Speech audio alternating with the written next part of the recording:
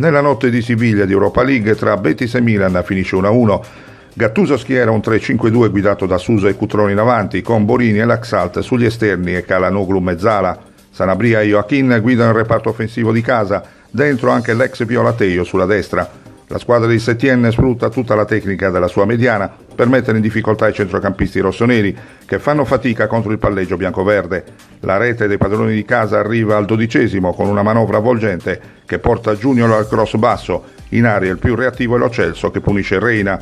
1-0 e palla al centro, partita in salita per il Milan. Gli uomini di Gattuso sembrano addormentati. Il Betis sfiora il raddoppio con un'azione fotocopia. Questa volta è Sanabria a concludere sull'assist di uno scatenato Junior, ma la palla esce di poco.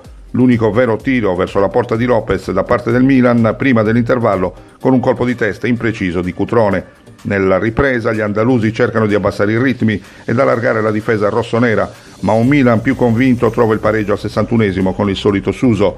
Punizione morbida dal vertice dell'aria e traiettoria a girare che beffa Lopez. I rossoneri ora tengono meglio il campo e giocano con più coraggio. Nel finale però Teio ad avere la palla del match point, ma viene chiuso da un grande intervento dell'estremo difensore milanista Reina per un pari finale che accontenta entrambe le squadre.